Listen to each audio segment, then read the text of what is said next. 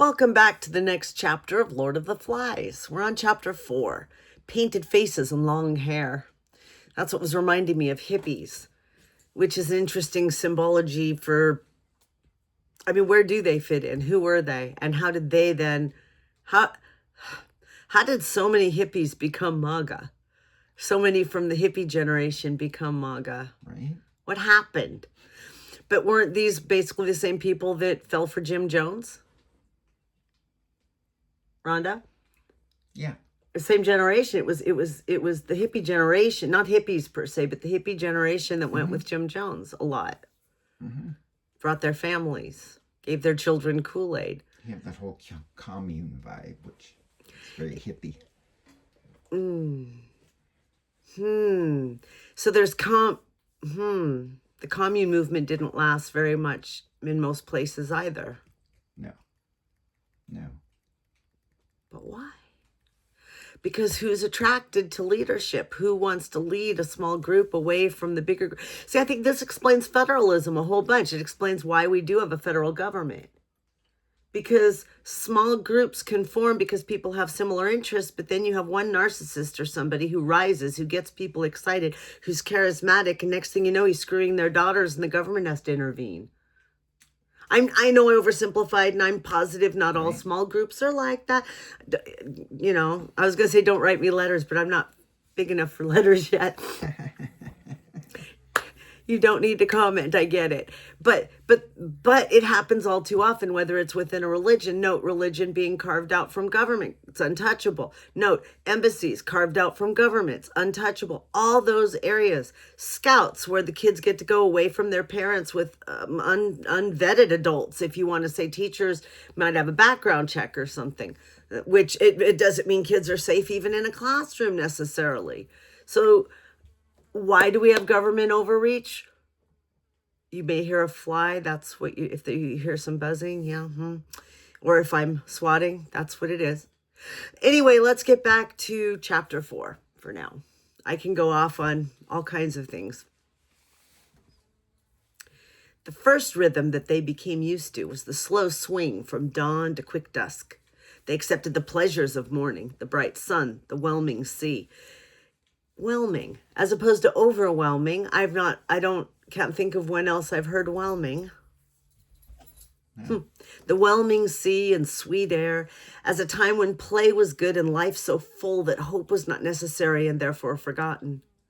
Toward noon, as the floods of light fell more nearly to the perpendicular, the stark colors of the morning were smoothed in pearl and opalescence, and the heat, as though the impending sun's height gave it momentum, became a blow that they ducked, running to the shade and lying there, perhaps even sleeping. Strange things happened at midday. The glittering sea rose up, moved apart in plains of blatant impossibility. The coral reef and the few stunted palms that clung to the more elevated parts would float up into the sky, would quiver, be plucked apart, run like raindrops on a wire, or be repeated as in an odd succession of mirrors. Sometimes land loomed where there was no land, and flicked out as a bubble as the children watched. Piggy discounted all this learnedly as a mirage, and since no boy could reach even the reef over the stretch of water where the snapping sharks waited, they grew accustomed to these mysteries and ignored them, just as they ignored the miraculous throbbing stars. At midday, the illusions merged into the sky, and there the sun gazed down like an angry eye. Notice imagery that they are getting from the environment, from their senses and things like that has nothing to do with book knowledge, nothing to do with interpretations by adults. Who's the one child who's there interpreting it from adults and from society is Piggy. So Piggy, to an extent, is representing culture, society, even though he himself would have been somewhat of an outcast there. Right. He's the repository of it. Right? Of the correct way to be.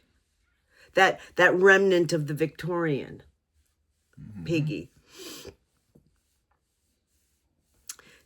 And interestingly, the next paragraph speaks to just not about piggy necessarily, but about this idea. Nevertheless, the Northern European tradition of work, play, and food right through the day made it possible for them to adjust themselves wholly to this new rhythm. So taking their own culture that they were somewhat raised in, because they're all little, this group, and applying it to their routines as though that was natural. The little un Percival had early crawled into a shelter and stayed there for 2 days, talking, singing, and crying till they thought him batty and were faintly amused. Yeah, that's funny. Ever since then, he'd been peaked, red-eyed, and miserable, a little un who played little and cried often. I bet you he's smarter than most of the other children. Realizes the desperate situation that they're actually in. Right. Probably. The smaller boys were known now by the generic title of little uns. The decrease in size from Ralph down was gradual, and though there was a dubious region inhabited by Simon and Robert and Maurice, nevertheless, no one had any difficulty in recognizing big uns at one end and little uns at the other.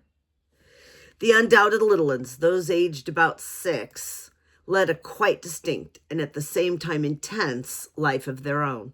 They ate most of the day, picking fruit where they could reach it, and not particular about ripeness and quality. They were used now to stomach aches and a sort of chronic diarrhea.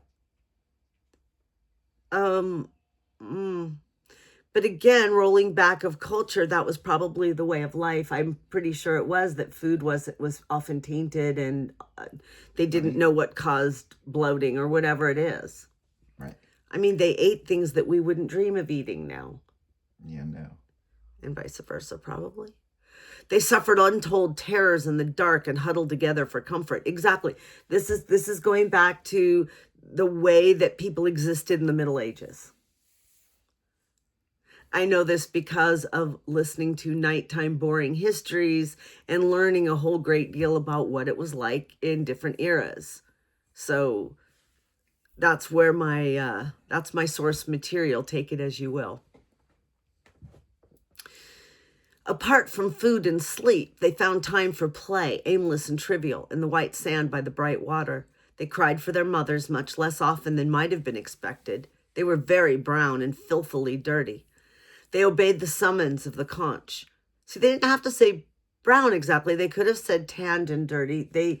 They're using language in a certain way.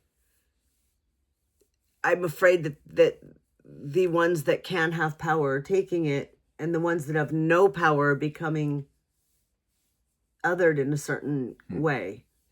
They're smaller, they're less significant, they're not listened to, they're brown, they're dirty. The stereotype coming out. Right. It makes me scared for their future. They obeyed the summons of the conch, partly because Ralph blew it, and he was big enough to be a link with the adult world of authority. And there you go. That longing for authority from people who don't know what to do. And partly because they enjoyed the entertainment of the assemblies. But otherwise, they seldom said, oh my goodness, Trump rallies. Right.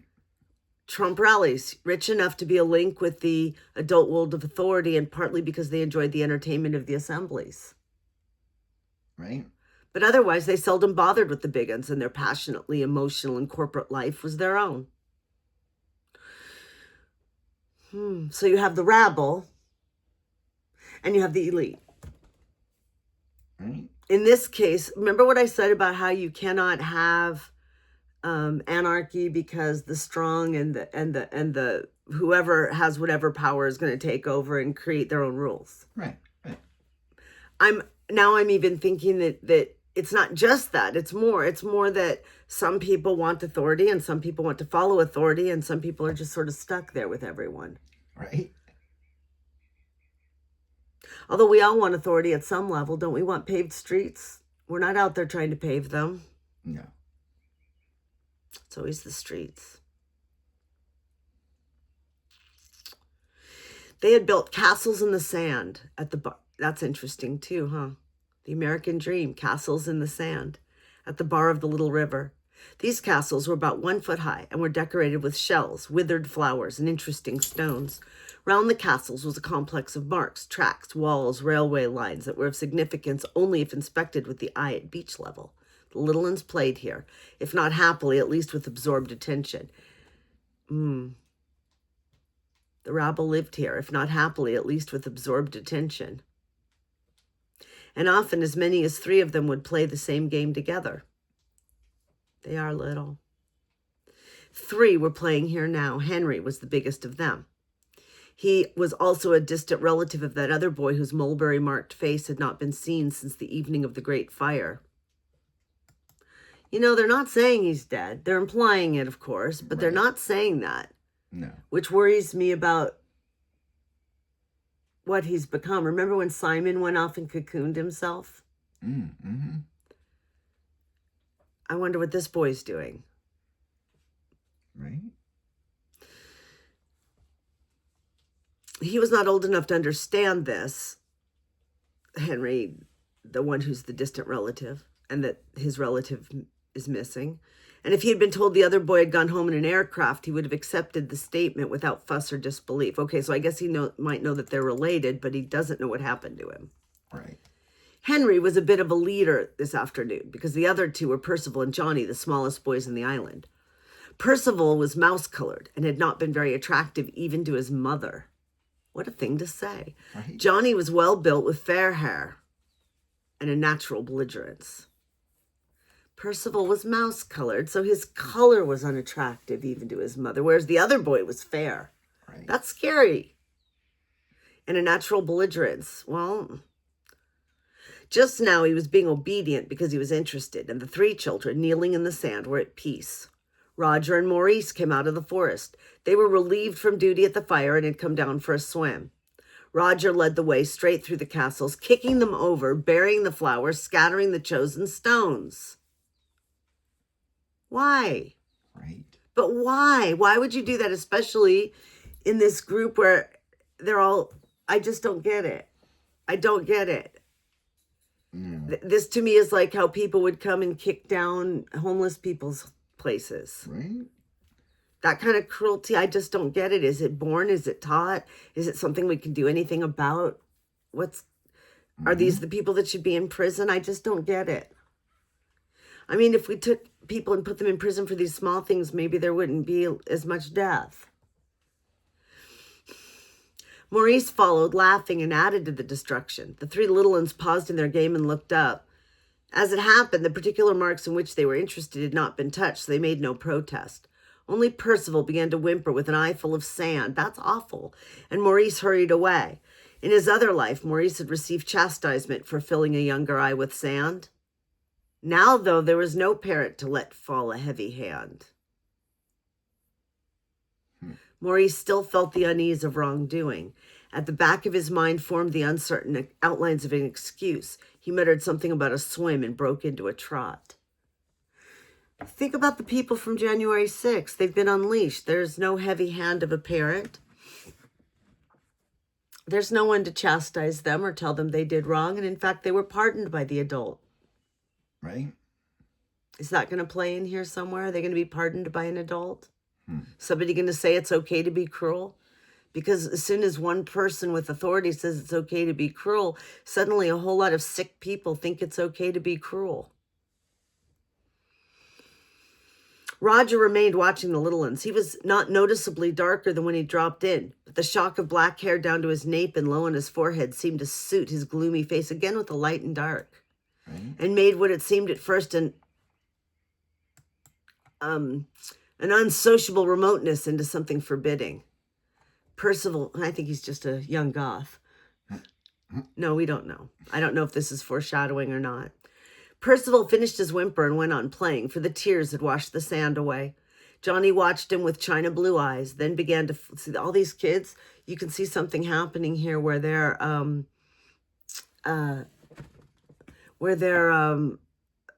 in denial of something. There's another word I was looking for. It'll come to me. They're disassociating. I can focus on this and none of this is actually happening. Right. Johnny watched him with china blue eyes, then began to fling up sand in a shower, and presently Percival was crying again. Wow. Wow. And there's another one. You see somebody being mean to somebody, and then you think you should go add on. That's a special kind of nasty. Somehow that's nastier than the other one. Instead of stopping to help, instead of having empathy, you add to their pain. Right. Ice, ice, baby. When Henry, tired of his play and wandered off along the beach, Roger followed him, keeping beneath the palms and drifting casually in the same direction. That's dangerous. Keeping beneath the palms and drifting I said that. Henry walked at a distance from the palms in the shade because he was too young to keep himself out of the sun. He went down the beach and busied himself at the water's edge. The great Pacific tide was coming in, and every few seconds the relatively still water of the lagoon heaved forwards an inch. There were creatures that lived in this last fling of the sea, tiny transparencies that came questioning in with the water over the hot, dry sand. With impalpable organs of sense, they examined this new field. Perhaps food had appeared where at the last incursion there had been none. Bird droppings, insects, perhaps, any of the strewn detritus of landward life. Like a myriad of tiny teeth in a saw, the transparencies came scavenging over the beach. Wow, this guy's good at writing imagery. This was fascinating to Henry. He poked about with a bit of a stick that itself was wave-worn and whitened and a vagrant, and tried to control the motions of the scavengers. Was Henry also wave-worn and whitened and a vagrant? He made little Ronels that the tide filled and tried to crowd them with creatures. He became absorbed beyond mere happiness as he felt himself exercising. Listen to this sentence. He became absorbed beyond mere happiness, as he felt himself exercising control over living things.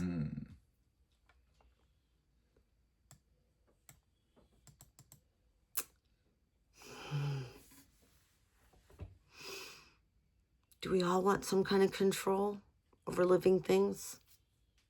Do we?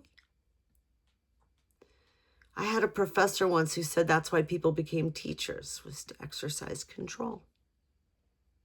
But of course, teachers don't see themselves that way.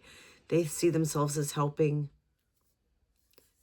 children develop. Parents tend to see them as babysitters sometimes. So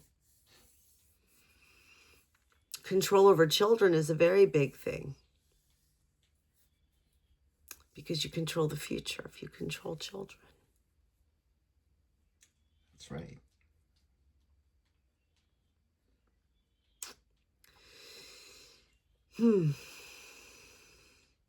He talked to them, urging them, ordering them. Driven back by the tide, his footprints became bays in which they were trapped and gave him the illusion of mastery. The illusion of mastery. That's an important thing. A lot of people have the illusion of mastery. He squatted on his hams at the water's edge, and that scares me, talking about body parts as food, bowed with a shock of hair falling over his forehead and past his eyes, and the afternoon sun emptied down invisible arrows. Roger waited too. He's stalking him. At first he had hidden behind a great palm, but Henry's absorption with the transparencies was so obvious that at last he stood out in full view. He looked along the beach. Percival had gone off crying, and Johnny was left in triumphant possession of the castles. He sat there crooning to himself and throwing sand at an imaginary Percival. Ew. Beyond him, Roger could see the platform and the glints of spray where Ralph and Simon and Piggy and Maurice were diving in the pool. He listened carefully, but could only just hear them. A sudden breeze shook the fringe of palm trees so that the fronds tossed and fluttered. 60 feet above Roger, several nuts, fibrous lumps as big as rugby balls, were loosened from their stems. They fell about him with a series of hard thumps, and he was not touched. Roger did not consider his escape, but looked from the nuts to Henry and back again. The subsoil beneath the palm trees was a raised beach, and generations... What was he doing looking from the nuts to Henry? I don't think he was trying to feed Henry. Poor Henry. The subsoil beneath the palm trees was a raised beach, and generations of palms had worked loose in this. had worked loose in this the stones that had lain on the sands of another shore. I'm not sure I like that sentence. The subsoil beneath the palm trees was a raised beach, and generations of palms had worked loose in this, the stones that had lain on the sands of another shore. All right. I guess I'm imaging now storms and moving water and the ages of time and all that. Right. Roger stooped, picked up a stone, aimed, and threw it at Henry. Oh my God. Threw it to miss. The stone, that token of preposterous time.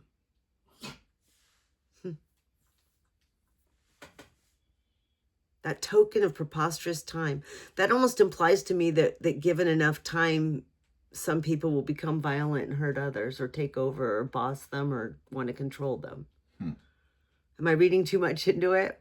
I'm not sure. The stone, that token of preposterous time, bounced 5 yards to Henry's right and fell in the water. Roger gathered a handful of stones and began to throw them. Yet there was a space around Henry. Not the tree, but Henry. Yet there was a space around Henry, perhaps 6 yards in diameter, into which he dare not throw. Here, invisible yet strong, was the taboo of the old life. Round the squatting child was the protection of parents and school and policemen and the law. Look at that, though. Not his own heart, not his own morality, not something that's instinctual. Why is violence instinctive and not protection? You'd think that he'd feel protection toward this young boy. Right. I'm very upset with this, and I don't think it's because he's a guy. And I see maybe that's what our commenter meant by rejecting the premise. Maybe so. I'm scared. I know that there are people like this, I'm sure.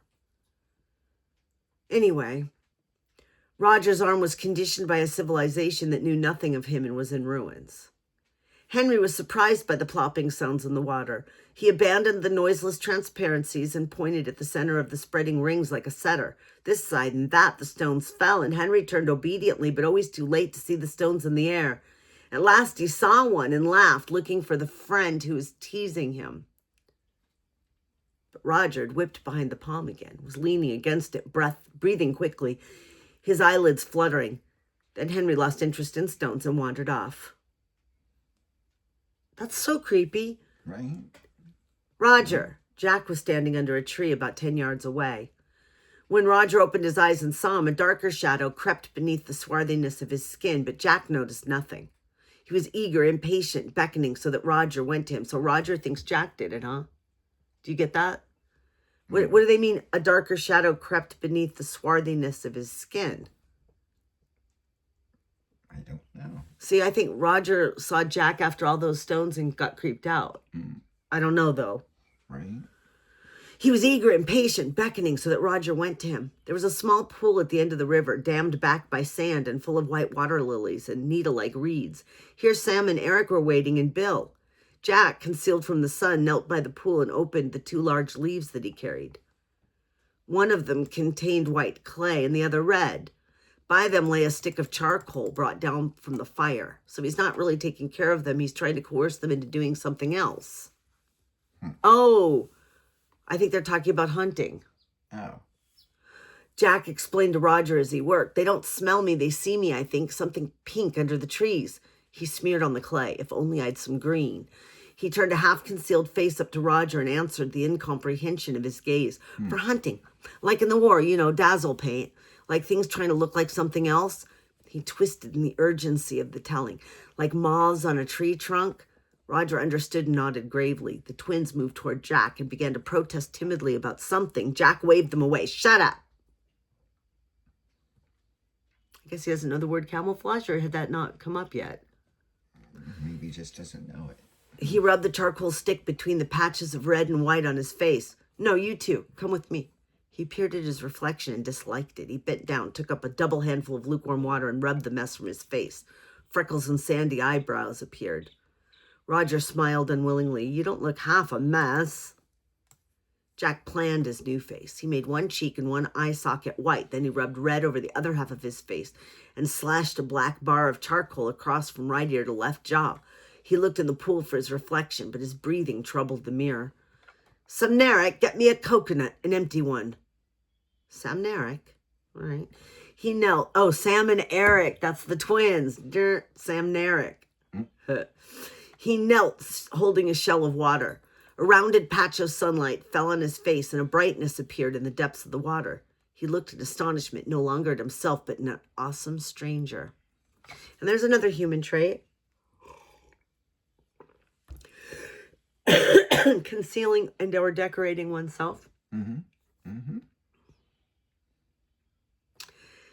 He spilt the water and leapt to his feet, laughing excitedly. Beside the pool, a sinewy body held up a mask that drew their eyes and appalled them. He began to dance, and his laughter became a bloodthirsty snarling. See, again, just like people in cars on the road, people on the internet, people wearing masks. When you conceal yourself, you can become a bloodthirsty, snarling, laughing savage. Wow. And what do savages do in our mind? The symbol of a savage. And if you don't have enough to hunt, or you can't get enough of the pigs, I don't know. He capered toward Bill, and the mask was a thing on its own, behind which Jack hid, liberated from shame and self-consciousness. But why aren't you liberated from violence, damn it? The face of red and white and black swung through the air and jigged toward Bill. Bill started up laughing. Then suddenly he fell silent and blundered away through the bushes. Jack rushed toward the twins. The rest are making a line. Come on, I'll creep up and stab. The mask compelled them. Well, isn't it the mask that compels them? It sure isn't Donald's real self, is it? Donald Trump does not compel people. He's created a mask that does. Right? Yeah. Ralph climbed out of the bathing pool and trotted up the beach and sat in the shade beneath the palms. His fair hair was plastered over his eyebrows, and he pushed it back. Simon was floating in the water and kicking with his feet, and Maurice was practicing diving. Piggy was mooning about. I wonder if moon means the same thing, or if they're talking about him being a great big white thing. I don't know what they're trying to say. No. Aimlessly picking up things and discarding them. His fount of knowledge, his culture, and everything is sort of useless in this situation, right? Yep. The rock pools, which so fascinated him, were covered by the tide, so he was without an interest until the tide went back. Presently, seeing Ralph under the palms, he came and sat by him. Piggy wore the remainder of a pair of shorts. His fat body was golden brown, and the glasses still flashed when he looked at anything. He was the only boy on the island whose hair never seemed to grow. Did the door just slam shut in the wind? Yes. Upset the dogs? Yeah. And the glasses still flashed when he looked at anything. He was the only boy on the island whose hair never seemed to grow. The rest were shock-headed, but Piggy's hair still lay in wisps over his head as though baldness were his natural state, and this imperfect covering would soon go, like the velvet on a young stag's antlers. More symbolism from this guy. I've been thinking, he said, about a clock. We could make a sundial. We could put a stick in the sand and then... So he wants to bring culture. He wants to bring the society to the island. Right. The effort to express the mathematical processes involved was too great. He made a few passes instead.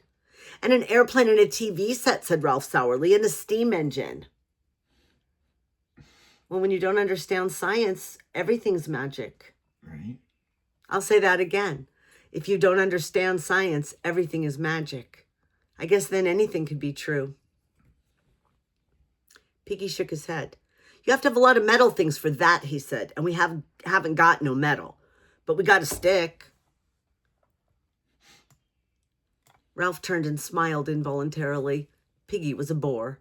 His fat, his asthma, and his matter-of-fact ideas were dull. But there was always a little pleasure to be got out of pulling his leg, even if one did it by accident. Piggy saw the smile and misinterpreted it as friendliness.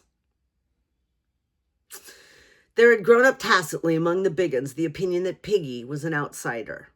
No.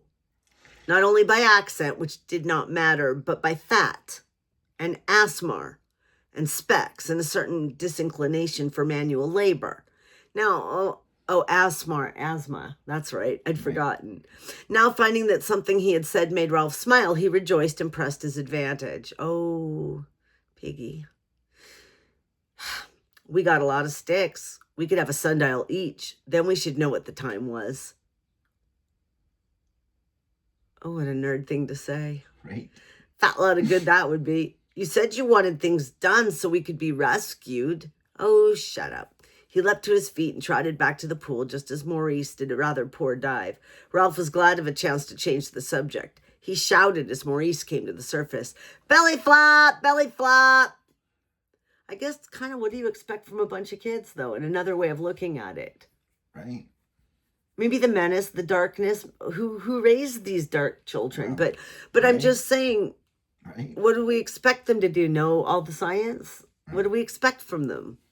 Which means if you don't educate people, what do you expect but magic and fear of the dark and not knowing enough Right. and wanting to just have fun? We all want to have fun. Maurice, except Piggy, I guess. The culture doesn't really want us to have fun. It wants us to work real hard for the rich people. Yep. Maurice flashed a smile at Ralph, who slid easily into the water. Of all the boys, he was the most at home there. But today, irked by the mention of rescue, the useless, footling mention of rescue, even the green depths of water and the shattered golden sun held no balm. So he couldn't be in denial. Instead of remaining and playing, he swam with steady strokes under Simon. Oh, for heaven's sake. I lost the page.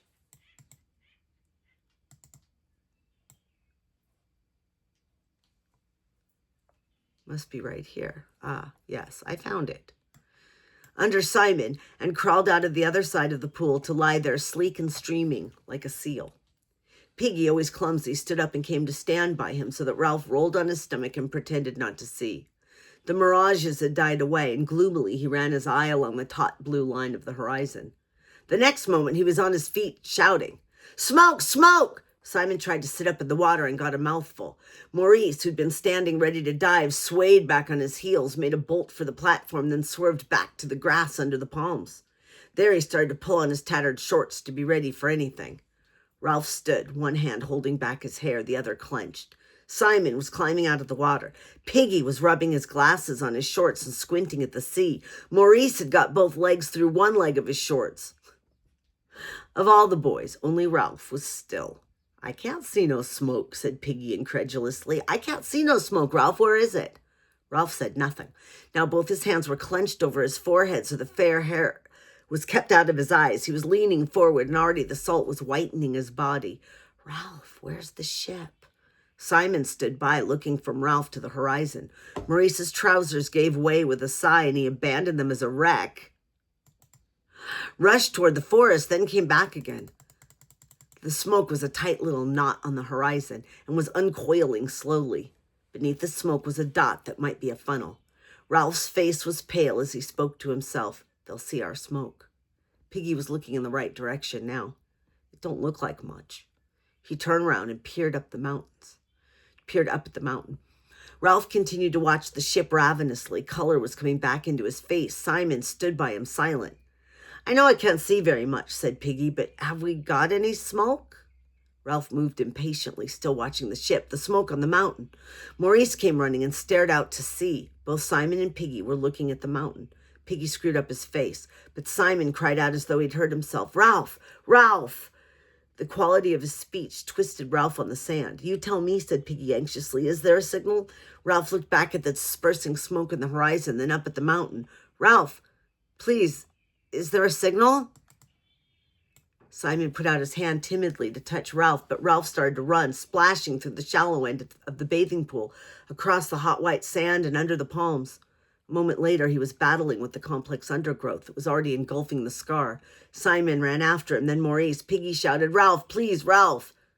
Then he too started to run, stumbling over Maurice's discarded shorts before he was across the terrace. Behind the four boys, The smoke moved gently along the horizon, and on the beach, Henry and Johnny were throwing sand at Percival, who was crying quietly again, and all three were in complete ignorance of the excitement. By the time Ralph had reached the landward end of the scar, he was using precious breath to swear.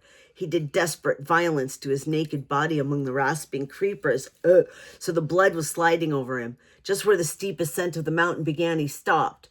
Maurice was only a few yards behind him.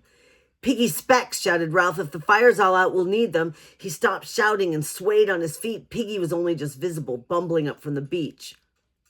Ralph looked at the horizon, then up to the mountain. Was it better to fetch Peggy's glasses, or would the ship have gone? Or if they climbed on, supposing the fire was all out, and they'd have to watch Piggy crawling near and the ship sinking under the horizon. Balanced on a high peak of need, agonized by indecision, Ralph cried out, "Oh, God, oh, God." That reminds me of a religious person, maybe, crying out to God. I'm thinking of an actual Bible something, but I don't know. "God, oh, God, what should I do?" type of thing. Moses? I don't know. Anyway, Simon, struggling with the bushes, caught his breath. His face was twisted. Ralph blundered on, savaging himself as the wisp of smoke moved on. The fire was dead.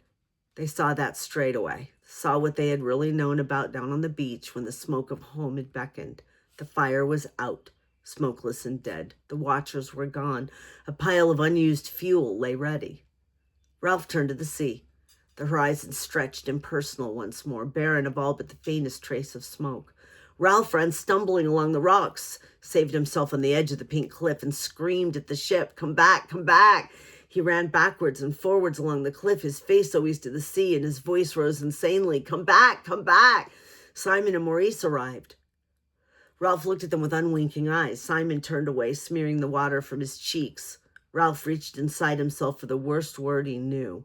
They let the bloody fire go out. He looked on the unfriendly side of the mountain. Piggy arrived, out of breath and whimpering like a little one. Ralph clenched his fist and went very red. The intentness of his gaze, the bitterness of his voice pointed for him. There they are. A procession had appeared far down among the pink stones that lay near the water's edge. Some of the boys wore black capes, but otherwise they were almost black caps. Black caps, the choir. But otherwise they were almost naked. They lifted sticks in the air together whenever they came to an easy patch. They were chanting, something to do with the bundle that the errant twins carried so carefully. Ralph picked out Jack easily, even at that distance, tall, red-haired, and inevitably leading the procession. Red-haired. That's an interesting thing because of the stereotyping there. Right. Simon looked now from Ralph to Jack, as he had looked from Ralph to the horizon, and what he saw seemed to make him afraid. Ralph said nothing more, but waited while the procession came nearer. The chant was audible, but at that distance still wordless. Behind Jack walked the twins, carrying a great stake on their shoulders. S-T-A-K-E for listeners. The gutted carcass of a pig swung from the stake, swinging heavily as the twins toiled over the uneven ground. The pig's head hung down with a gaping neck and seemed to search for something on the ground. At last the words of the chant floated up to them, across the bowl of blackened wood and ashes. "Kill the pig, cut her throat, spill her blood, lock her up." Wow. "Kill the pig, cut her throat, spill her blood, lock her up." You see what he was doing? Yeah. Yet as the words became audible, the procession reached the steepest part of the mountain. In a minute or two, the chant had died away. Piggy sniveled, and Simon shushed him quickly, as though he had spoken too loudly in church. Jack, his face smeared with clays, reached the top first and hailed Ralph excitedly with lifted spear. "Look, we've killed a pig. We stole up on them. We got in a circle." Voices broke from the hunters. "We got in a circle. We crept up. The pig squealed."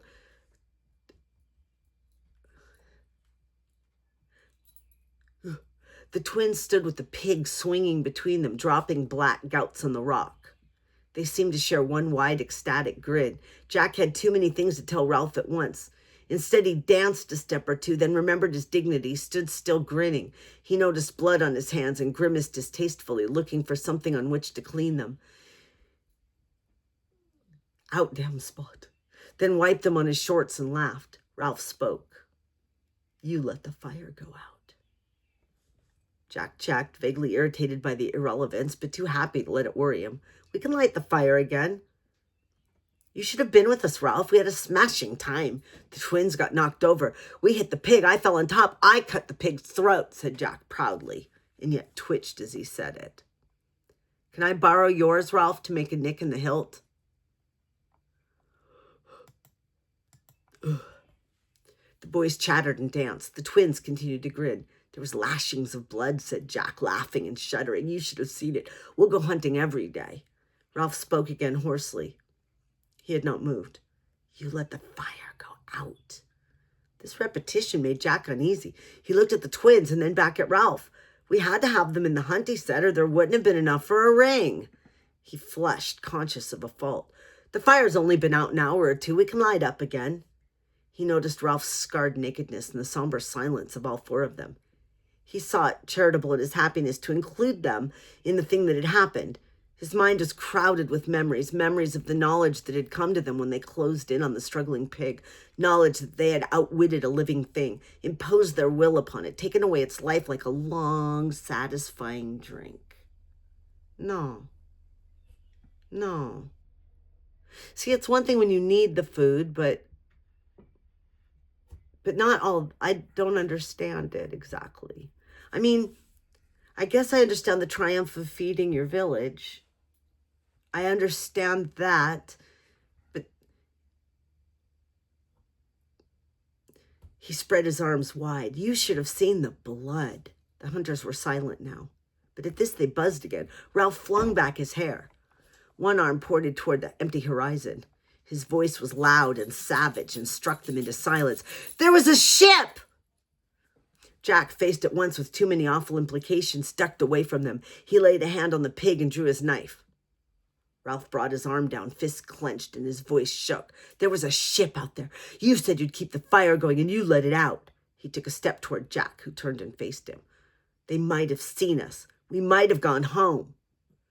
This was too bitter for Piggy, who forgot his timidity in the agony of his loss. He began to cry out shrilly, You and your blood, Jack Merridew, you and your hunting, we might have gone home. Ralph pushed Piggy to one side. I was chief, and you were going to do what I said. You talk, but you can't even build huts. Then you go off hunting and let out the fire. He turned away, silent for a moment. Then his voice came again on a peak of feeling. There was a ship. One of the smaller hunters began to wail. The dismal truth was filtering through to everybody. Jack went very red as he hacked and pulled at the pig. The job was too much. We needed everyone. Ralph turned. You could have had everyone when the shelters were finished, but you had to hunt. We needed meat. Jack stood up as he said this, the bloodied knife in his hand. The two boys faced each other. There was the brilliant world of hunting, tactics, fierce exhilaration, skill, and there was the world of longing and baffled common sense. You like the world of war and the world of peace and plenty? Right. I'm thinking about now. We could have a war and pay for that, or we could have had all the programs we had and trying to lift people out of poverty. Mm-hmm. One t'other.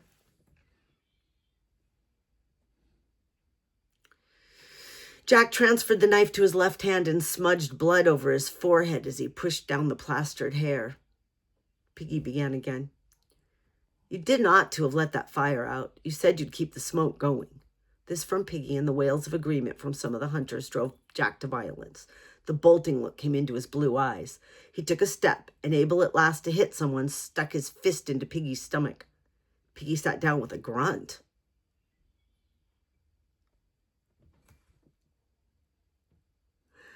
He hit him in the stomach. Why? Right. Jack stood over him. His voice was vicious with humiliation because he wants to make somebody else the victim, not him. Right. You would you, fatty? Ralph made a step forward, and Jack smacked Piggy's head. Piggy's glasses flew off and tinkled on the rocks. Piggy cried out in terror, My specs! He went crouching and feeling over the rocks, but Simon, who got there first, found them for him. Passions beat about Simon on the mountaintop with awful wings. Simon feels things, eh? One side's broken. Piggy grabbed and put on the glasses. He looked malevolently at Jack. I got to have them specs. Now I only got one eye. Just you wait. Jack made a move toward Piggy, who scrambled away till a great rock lay between them. He thrust his head over the top and glared at Jack through his one flashing glass. Now I only got one eye. Just you wait. Jack mimicked the whine and scrambled. Just you wait, yeah. Piggy and the parody were so funny the hunters began to laugh. Jack felt encouraged. He went on scrambling, and the laughter rose to a gale of hysteria. Oh, this reminds me so much of his rallies. Right? Unwillingly, Ralph felt his lips twitch. He was angry with himself for giving way. He muttered, that was a dirty trick. Jack broke out of his gyration and stood facing Ralph. His words came in a shout. All right, all right. He looked at Piggy, at the hunters, at Ralph. I'm sorry about the fire, I mean. He drew himself up. I apologize. The buzz from the hunters was one of admiration. Ew. At this handsome behavior. Ugh. Clearly they were of the opinion that Jack had done the decent thing, had put himself in the right by his generous apology, and Ralph obscurely in the wrong. They waited for an appropriately decent answer, yet Ralph's throat refused to get past one. He resented, as an addition to Jack's misbehavior, this verbal trick. The fire was dead. The ship was gone. Could they not see? Anger instead of decency passed his throat. That was a dirty trick. They were silent on the mountaintop while the opaque look appeared in Jack's eyes and passed away. Ralph's final word was an ingracious mutter. All right, light the fire. With some positive action before them, a little of the tension died. Ralph said no more, did nothing, stood looking down at the ashes round his feet. Jack was loud and active. He gave orders, sang, whistled, threw remarks at the silent Ralph, remarks that did not need an answer and therefore could not invite a snub, and still Ralph was silent. No one, not even Jack, would ask him to move, and in the end they had to build the fire 3 yards away and in a place not really as convenient. So Ralph asserted his chieftainship and could not have chosen a better way if he had thought for days. Against this weapon, so indefinable and so effective, Jack was powerless and raged without knowing why. By the time the pile was built, I'm telling you, Republicans and Democrats here. Mm. By the time the pile was built, they were on different sides of a high barrier. There you go. Republicans and Democrats. Republicans are verbal tricks and not doing what they said they were going to do and blah, blah. Democrats allowing it reluctantly. When they had dealt with the fire, another crisis arose. Jack had no means of lighting it. To his surprise, Ralph went to Piggy and took the glasses from him. Not even Ralph knew how a link between him and Jack had been snapped and fastened elsewhere. I'll bring him back. I'll come too. In a way, that's protective, I think. Piggy stood behind him, islanded in a sea of meaningless color. While Ralph knelt and focused on the glossy spot. Instantly, the fire was alight. Piggy held out his hands and grabbed the glasses back. Before these fantastically attractive flowers of violet and red and yellow, unkindness melted away. All right. They became a circle of boys round a campfire, and even Piggy and Ralph were half drawn in. Soon some of the boys were rushing down the slope for more wood while Jack hacked the pig. They tried holding the whole carcass on a stake over the fire, but the stake burnt more quickly than the pig roasted. In the end, they skewered bits of meat on branches and held them in the flames, and even then, almost as much boy was roasted as meat. Ralph stribbled. He meant to refuse meat, but his past diet of fruit and nuts with an odd crab or fish gave him too little resistance. He accepted a piece of drooling. He accepted a piece of half-raw meat and gnawed it like a wolf. Piggy spoke, also dribbling. Aren't I having none? Jack had meant to leave him in doubt as an assertion of power, but Piggy, by advertising his omission, made more cruelty necessary. You didn't hunt. No more did Ralph, said Piggy wetly, nor Simon, he amplified. There isn't more than a half-port of meat in a crab. Ralph stirred uneasily. Simon, sitting between the twins and Piggy, wiped his mouth and shoved a piece of meat over the rocks to Piggy, who grabbed it. The twins giggled, and Simon lowered his face in shame. Then Jack leapt to his feet, slashed off a great hunk of meat, and flung it down at Simon's feet. Eat, damn you. He glared at Simon. Take it. He spun on his heel, center of bewildered circle of boys. I got you meat. Numberless and inexpressible frustrations combined to make his rage elemental and awe-inspiring. I painted my face. I stole up. Now you eat, all of you. And I Slowly, the silence on the mountaintop deepened till the click of the fire, the soft hiss of roasting meat could be heard clearly. Jack looked round for understanding, but found only respect. Ugh. Ralph stood among the ashes of the signal fire, his hands full of meat, saying nothing. Then at last, Maurice broke the silence. He changed the subject to the only one that could bring the majority of them together. I'm not very comfortable. Where did you find the pig?